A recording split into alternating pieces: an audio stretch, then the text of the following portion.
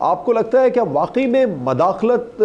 اس بار امریکی انتخابات میں ہو سکتی ہے؟ جو الزامات رشیا کے لیے ہمیشہ سے لگتے تھے، اس بار ایران کی طرف بھی ان کا جھکاؤ نظر آ رہا ہے؟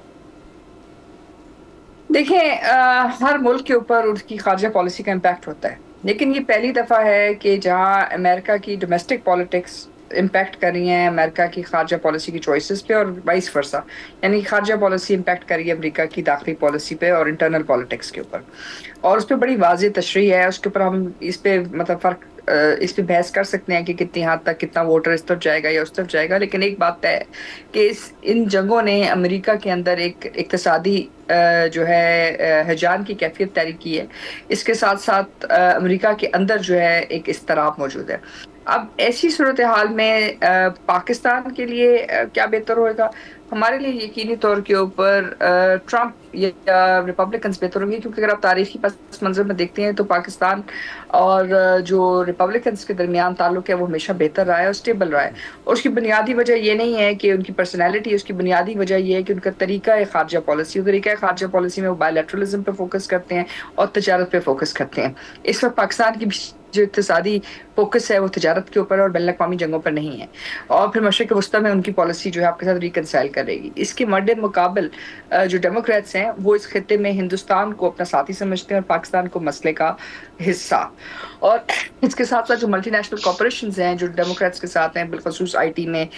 وہ سمجھتے ہیں کہ ہندوستان جو ہے نہ صرف ان کا ہراول دستہ ہے بلکہ اس کے ذریعے اس خطے کو مینج بھی کر سکتے ہیں۔ اور ملٹی لیٹرلزم میں بھی انہوں نے بڑی ایک خاص ایک آپ کو نظر آئی ہے، جو چاہے کلنٹن ایڈمنسٹریشن کو دیکھ لیں، باقیوں کو دیکھ لیں، اوباما کو دیکھ لیں، انہوں نے ہندوستان کے لیے ایکسیپشنز کریٹ کی اور ہندوستان کے ساتھ معاہدے طے کیے، چاہے وہ ایٹمی سطح کے اوپر تھے یا دفاعی سطح پہ۔ اس نقطۂ نظر سے پاکستان کے لیے یقینی طور پہ ریپبلکنز بہتر ہوں گے، کیونکہ وہ بائیلیٹرل فریم ورک میں آپ سے بات کریں گے اور آپ کے اوپر جو اقتصادی فوکس کی وجہ سے وہ آپ کو ایک ڈفرینٹ فریم میں دیکھیں گے۔ چاہے اوور آل امریکن پالیسی اس خطے میں پرو انڈین ہی رہے گی، لیکن کم از کم آپ کے اندرونی معاملات میں مداخلت کم ہوئے گی اگر ریپبلکنس آتے ہیں۔ اور مداخلت ہو سکتی ہے ایران کی جس کا خدشے کا اظہار کیا جا رہا ہے؟ دیکھیں، وہ تو اس بات کی نشاندہی ہے کہ ان کی جو آفس آف نیشنل انٹیلیجنس ہے، جو انہوں نے کہا ہے کہ جی روس کی طرف سے ان کو خدشہ ہے کہ اس وقت امریکن پالیٹکس میں وہ سوشل میڈیا کو امپیکٹ کر رہے ہیں، یا ایران کی طرف سے، تو اس کا کیا مطلب ہے؟ اس کا مطلب یہی ہے کہ ایک طرح سے گراؤنڈ پریپیئر کیا جا رہا ہے، کیونکہ الیکشنئرنگ پروسیس تو ختم ہو چکا ہے، اور یہ گراؤنڈ پریپیئر کیا جا رہا ہے کہ اگر کسی جگہ پہ کوئی کنٹیسٹ آتا ہے تو کم از کم نیشنل سیکیورٹی کی کلوز استعمال کی جا سکے اگر کہیں سسٹم کو اوور رائڈ کرنا پڑے۔ بالکل ٹھیک ہے۔ اچھا ڈاکٹر صاحب، میں چاہوں گا آپ کا ایک کامنٹ اور لوں، آپ کے پاس وقت کم ہے۔ ٹرمپ اپنے جو ان کے غیر محتاط بیانات ہیں اور ان کے اسکینڈلز، وہ اس کے علاوہ جو ان پر کیسز بھی بنے، سزا یافتہ بھی انہیں سمجھا جاتا ہے، اس کے باوجود بھی وہ امریکہ میں پاپولر ہے، اس کی کیا وجہ آپ سمجھتی ہیں؟ کیا کوئی فرق نہیں دیکھیں، اس پڑتا کی وجہ امریکیوں کے لیے بہت، سزا یافتہ ہونا؟ نہیں ایسی بات نہیں ہے۔ امریکہ ایک بڑا فیملی اورینٹڈ سا ملک ہے، وہاں کے جو لوگ ہیں، جو ان کی میجورٹی ہے، وہ سادہ لوگ ہی ہیں اور ریلیجس بھی ہیں، اور ٹرمپ جو ہے وہ فیملی اور ان تمام چیزوں کے اوپر زیادہ فوکس کرتے ہیں، لیکن اس وقت مسئلہ فیملی یا ریلیجن کا نہیں ہے امریکہ کے اندر، اور نہ ہی ایل جی بی ٹی کا ہے۔ اس وقت جو اصل مسئلہ امریکہ کے اندر ہے وہ اقتصادی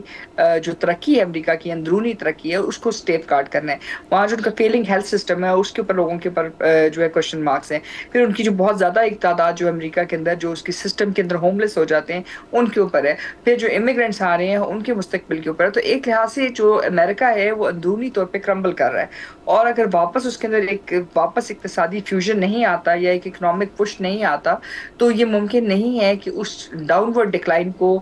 کوئی بھی امریکی حکومت روک سکے۔ اور یہ یاد رکھیں کہ جو بھی جنگیں ہوتی ہیں، وہ بیرونی جنگیں جو ہوتی ہیں وہ نیگیٹو ہوتی ہیں، نان پروڈکٹیو ہوتی ہیں اگر آپ ان کو قیمت دیں، اور یہ پہلی دفعہ امریکہ کو ان جنگوں کے لیے خود قیمت ادا کرنی پڑ رہی ہے، تو ظاہر ہے اس کا منفی امپیکٹ بھی آ رہا ہے، اور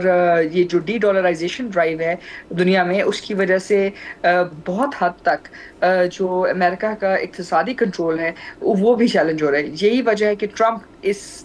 پہ فوکس کر رہے ہیں، وہ نیشنلزم پہ فوکس کر رہے ہیں، وہ اقتصادی ترقی پہ فوکس کر رہے ہیں، وہ بیٹر ہیلتھ کیئر پہ فوکس کر رہے ہیں، وہ جنگوں کے خاتمے پہ فوکس کر رہے ہیں، تو ایک لحاظ سے پیپل سینٹرک اپروچ کر رہے ہیں۔ اس کی نسبت جو ڈیموکریٹس ہیں وہ ایشو بیسڈ ہے، تو ظاہر ہے